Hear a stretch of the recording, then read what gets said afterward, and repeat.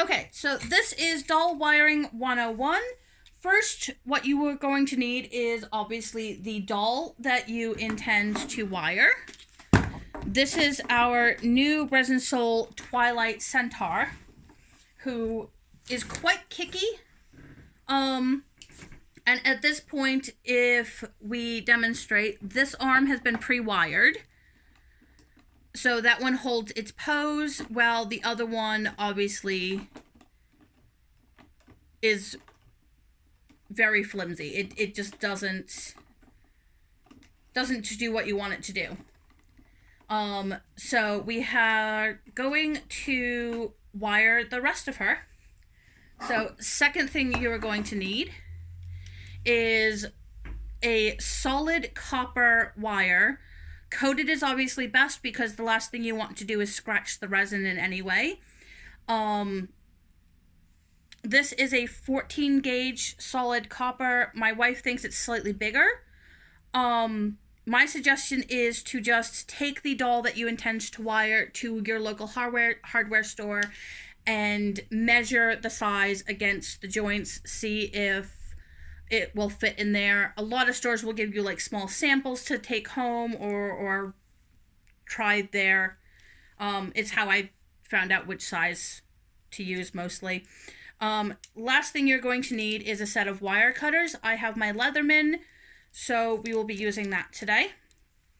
So first what you're going to do is we're going to start with the arm, and you want to measure where you want the wire to sit inside her joint. And we don't want it to go up into her shoulder. Yes, her shoulder. Yes, I knew that was what it was called. Up into her shoulder. So I'm going to measure just above her elbow to just below her elbow.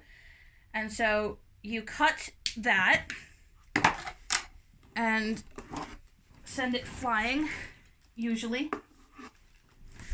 Okay, so what we're going to do with this, so let me see if I can get a little closer. Okay, so what you're going to do is you want to pull the peanut joint out so that it's basically separated. You put this into one side,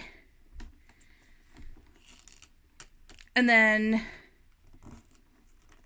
you put the peanut joint over it, and you put that down into there, and she is now wired. Sometimes what you will get is, if you notice like her hand here is a bit loose, what's happened is that the wire is really snug, so it sort of pushed the elastic further up. So to fix that, you grab her by the shoulder and just tighten her back up a little bit. And that is how you fix that bit. For these joints, for the shoulder joints and for these joints down here, I would suggest just some hot glue sueding, just to get rid of the extra kickiness. So her legs have also been, this leg has already been wired.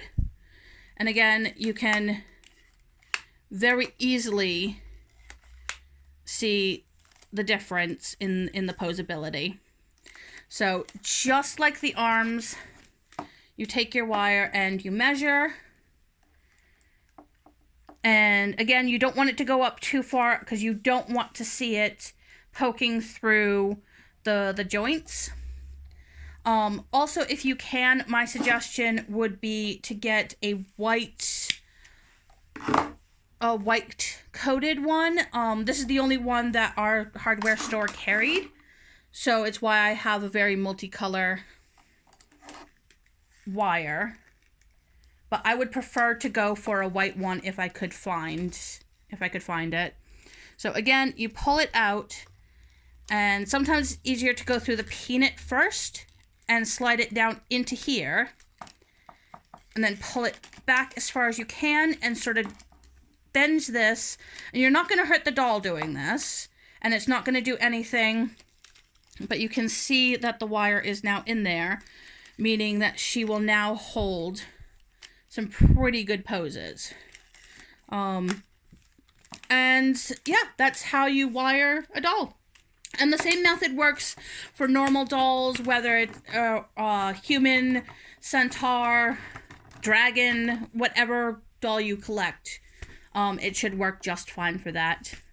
So I hope that was helpful, and we hope to also have a dyeing tutorial video posted at some point in the near future.